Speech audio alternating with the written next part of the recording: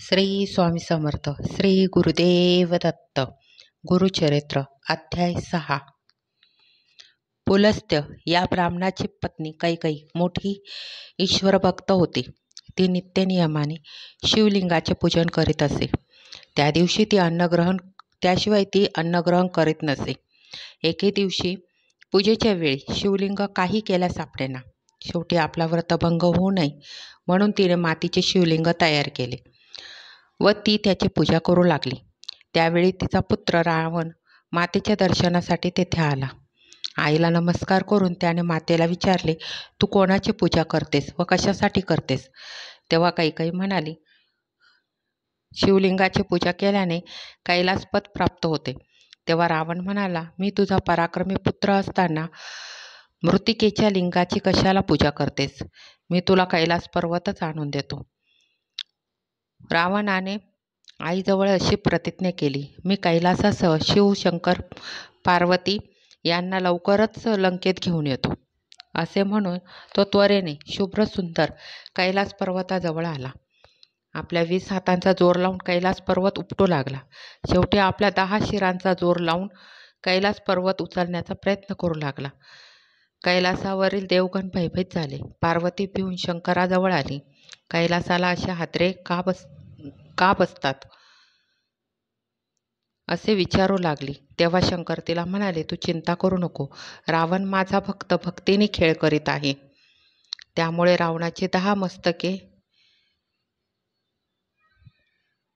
त्यावेळेस हे सगळं ऐकून देवगणांचे रक्षण करावे असे पार्वतीने शंकरांना विनवले. उमेची विनंती ऐकून शंकराने डाव्या हाताने कैलासाला दाब दिला. त्यामुळे रावणाची 10 मस्तके व 20 हात जमीन आणि पर्वत याच्या सांध्यात अटकले. त्यामुळे रावण भक्तीने विनवू लागला व आपल्याला या संकटातून सोडवावे म्हणून प्रार्थना करू लागला. शेवटी रावणाची विनंती ऐकून शंकराने त्याची सुटका केली. तेव्हा रावण शंकरांना म्हणाला, कैलास पर्वत लंकेला न्यावा या कारणाने मी आलो आहे. कारण शंकराची नित्य पूजा करावी असे माझ्या मातेचे व्रत आहे. तेव्हा शंकर म्हणाले, जर पूजेचे एवढे अगत्य असेल तर कैलासच काय घेऊन बसलात? मी तुला माझे आत्मलिंग देतो.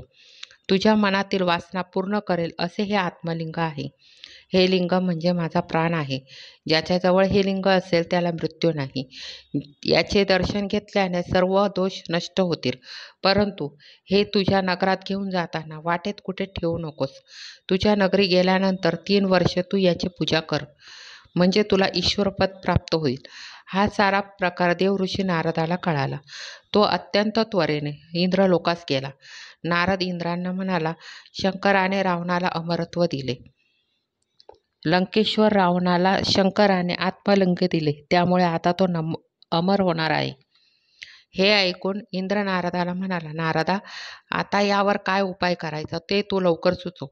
तेव्हा नारदांच्या म्हणण्याप्रमाणे इंद्र नारदासह ब्रह्मदेवाकडे गेले व झाला प्रकार ब्रह्मदेवांना सांगितला. ब्रह्मदेव इंद्रांना म्हणाला, आपण लवकर वैकुंठला जाऊन विष्णूला भेटूया. तोच यावर निश्चितपणे काही उपाय सांगू शकेल. तेथे नारायणाची भेट झाली. तो सर्व वृत्तांत ऐकून संतप्त झाला.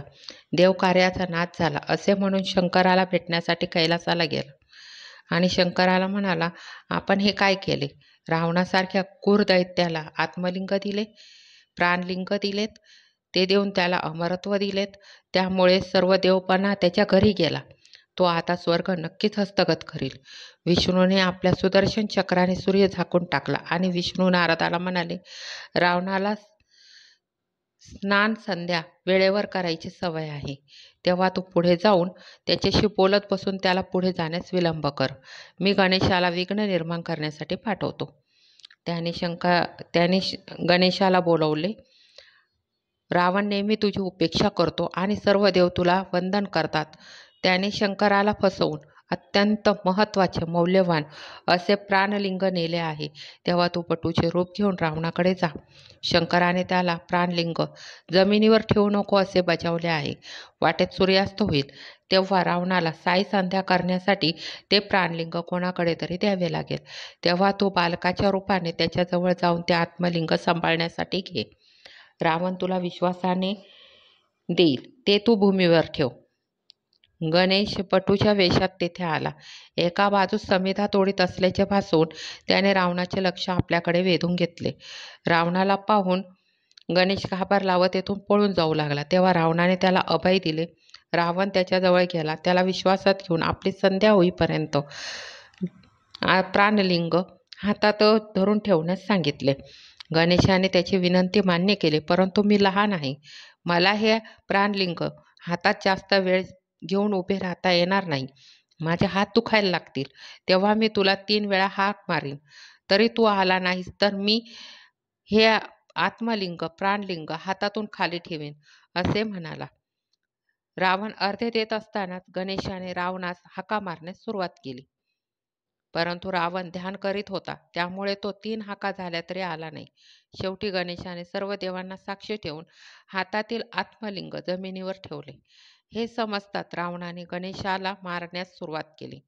मी माझ्या वडिलांनाच सांगतो, असे सांगून गणेश तेथून निघून गेला. रावणाने अतिशय बळाने लिंग उचलण्याचा प्रयत्न केला. ते उचलले गेले नाही, परंतु गोकर्णासारखे म्हणजे गायीच्या कानासारखे लांब झाले. महाबळी रावणाचा उपाय चालेना म्हणून ह्या प्राणलिंगाला महाबळेश्वर असे म्हणतात. पुढे ते गोकर्ण क्षेत्र म्हणून प्रख्यात झाले. 6वा अध्याय समाप्त.